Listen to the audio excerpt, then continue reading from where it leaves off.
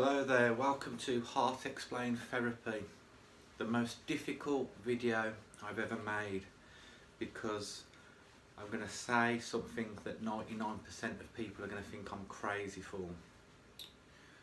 Have you ever explored the possibility of death? Have you ever explored what it could be like to go insane? Have you ever explored your darkest fears to the point of why you know they are your fears?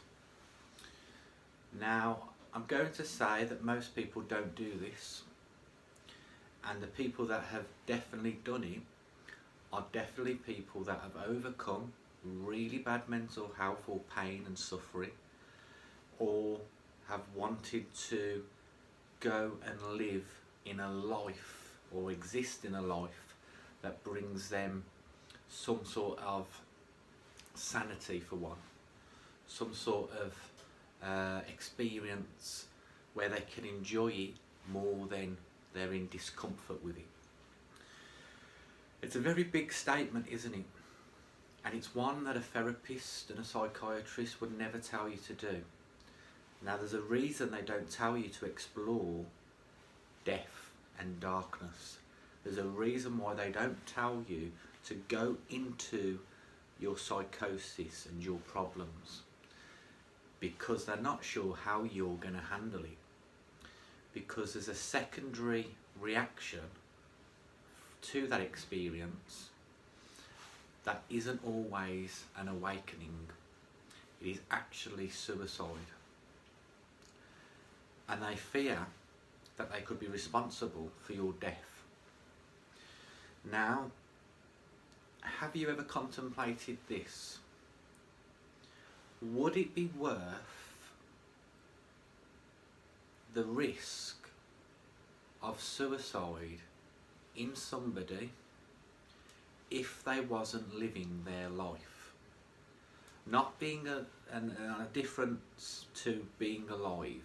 Someone can be alive for 100 years, but if they never go outside of their comfort zone, if they never truly live and they've just got really bad mental health, really bad physical health, they're not in relationships, they're completely single, they're basically don't go into any situation with any social confidence or human trait that makes them communicate with another being, would it be worth saying that they are surviving, not truly living life, and maybe this is a process that could make them live?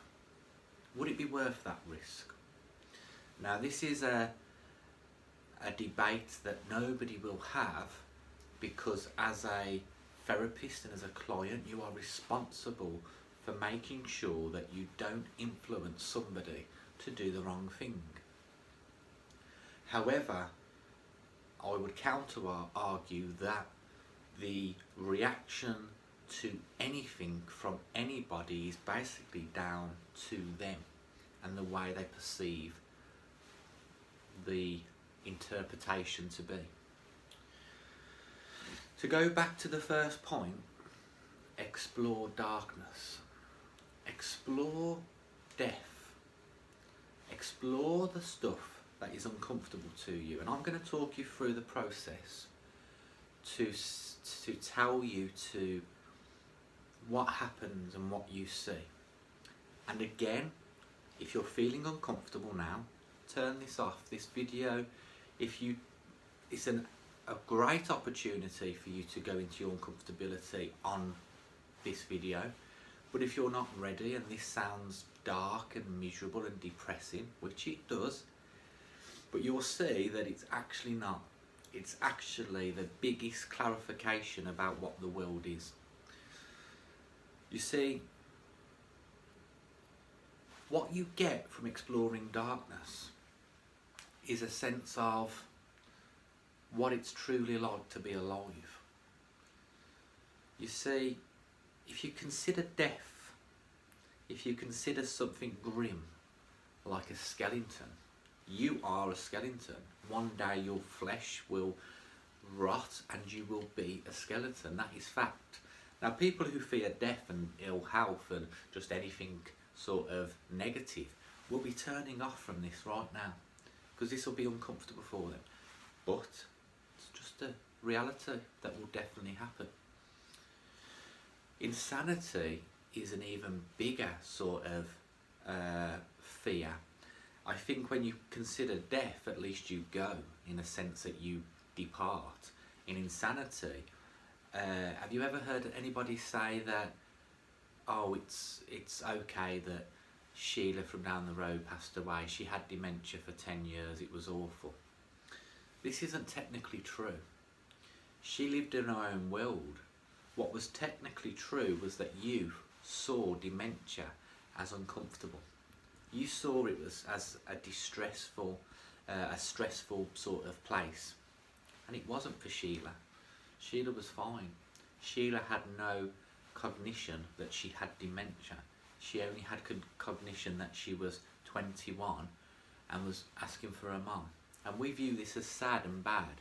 And it's not about that. It's not about your personal perspective.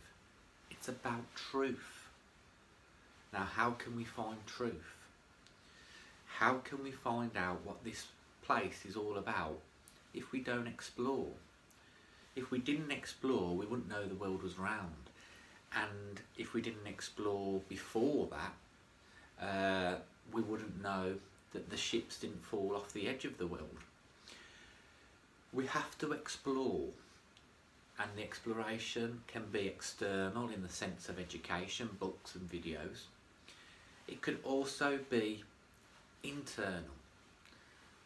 An exploration of what you don't like and what you don't find comfortable. Now, why would a life coach tell you to do something that makes you feel uncomfortable? It makes no sense, does it? I'm supposed to paper over the cracks of your life. And I think this is the problem with therapy today. Modern therapy is too scared to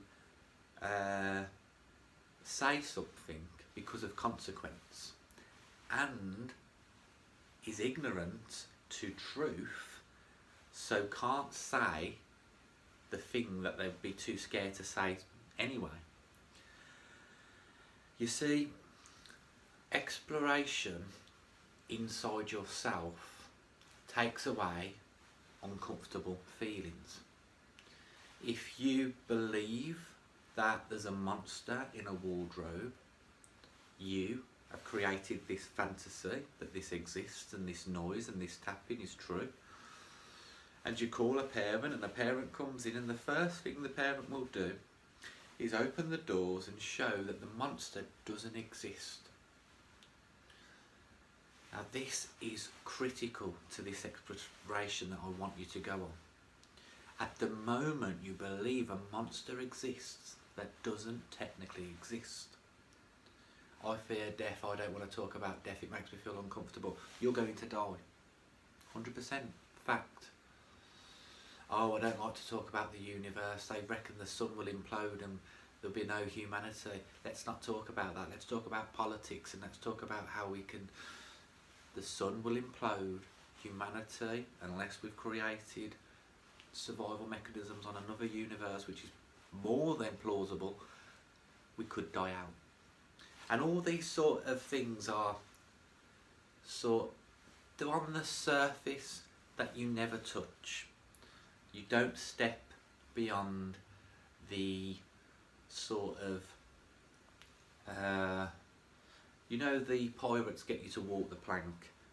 Some people are on the ship, they won't leave the cell.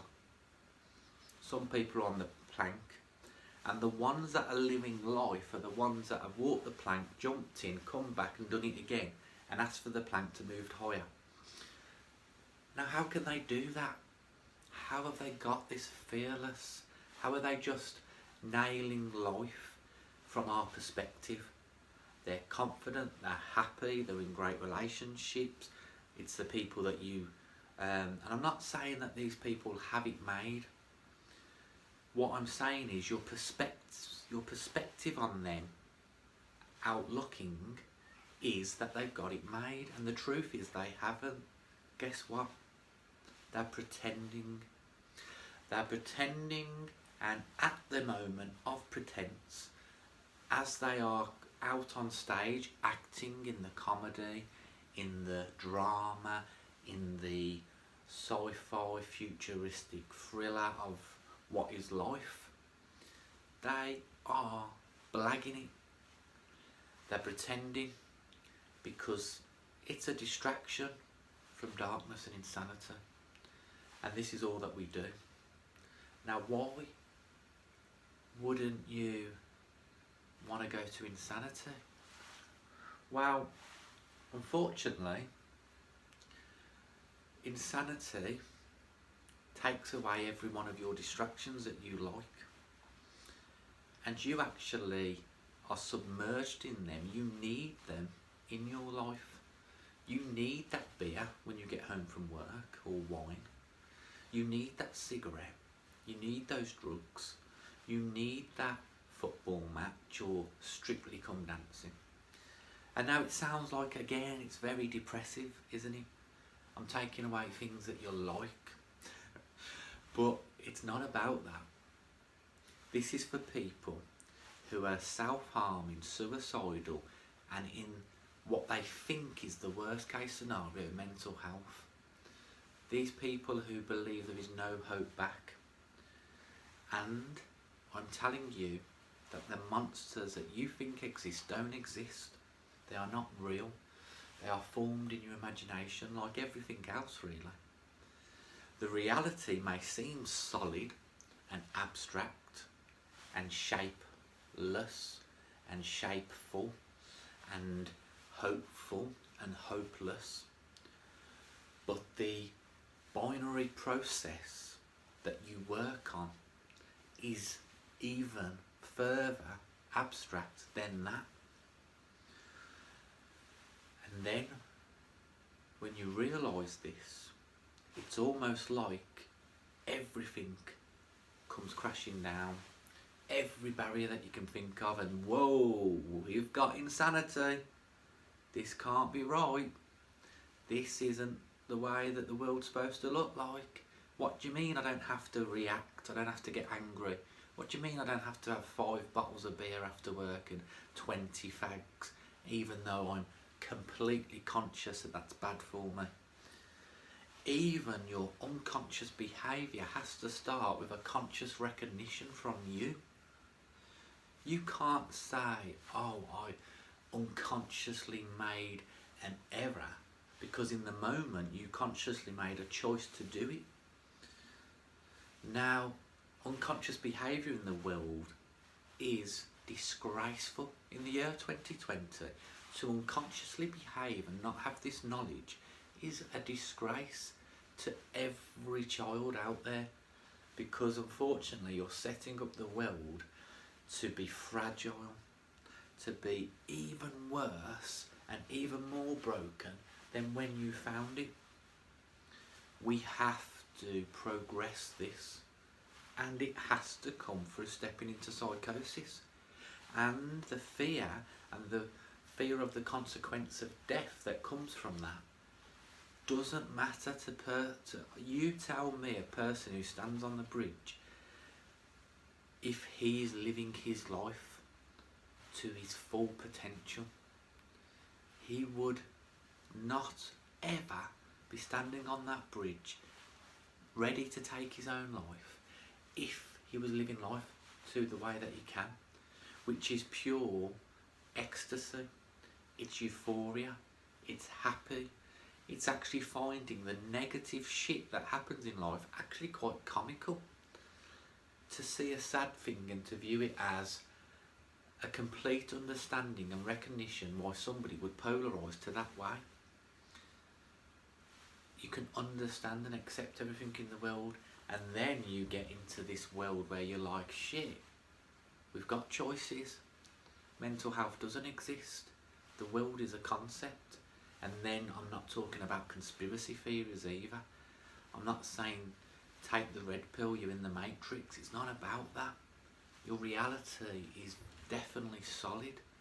What I'm saying is your reaction to that reality is all wrong. You've got a mind constructed of these little people that do great things for you if you allow them to. And in fact, the process is actually working backwards on itself, and you're completely unaware of what's going on. Delve into the madness. Go into uncomfortability. If you get a chance to try something that you would never ever do, you make sure that it's top of your bucket list to do, because the feeling you will get afterwards is incredible. Now, physically, one of my problems, one of my fears is I would never jump out of a plane and do that skydiving. Can't see an opportunity ever, even if it was for free, even if it was for £1 million, where I could physically get in that plane. However, the human me would quite happily experience that and enjoy it. But there's a construction sort of mechanism that says I won't like it, I'll fear that, I'll have anxiety, I'll have panic attacks. It is scary to get into a plane, to put on the backpack, to even imagine if that parachute's in there or not. All of these dynamics. At the time when you jump, you are in nirvana. You are not panicking about landing. You are not panicking about dying. You are enjoying the fact that you got on a plane and jumped out. That's simple. Fears aren't real. They have been created. Monsters aren't real. The quicker that we see this, the quicker that we live a life that we should all be living, which is for other people, which is protecting the planet and surviving. I mean, at the moment we're going externally outwards to other planets to try and consume their resources because we've fucked this one up. Is that right? And there's a great thing in science where we can learn and create almost anything at the moment, and we're doing it and we're just trying it because we can, and we're not asking ourselves if we should. Just because you can create a nuclear bomb that can wipe the planet out, does it mean that you have to? Can't you just put those plans away? Is it right for any man to have that power?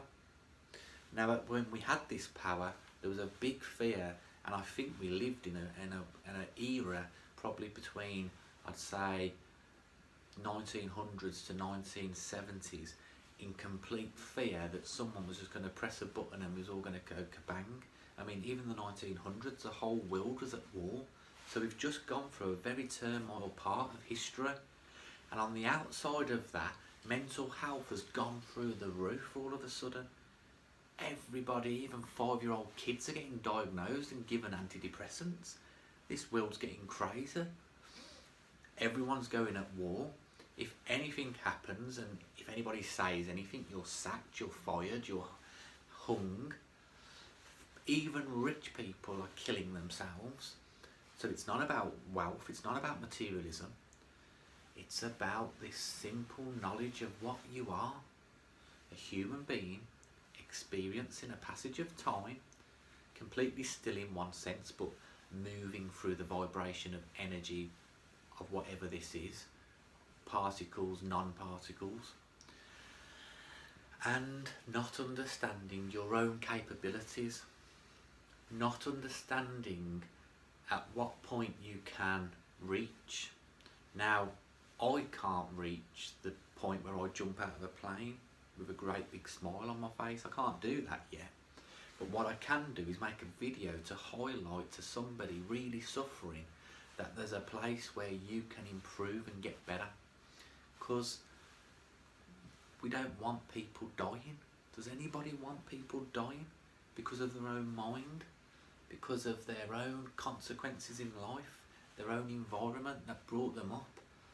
All these people, children of the world, killing themselves and at war with each other and are being nasty and filming the police now and mocking them and all this disgusting behaviour, and we're just on social media and thousands of people are, all they are doing is liking someone dancing.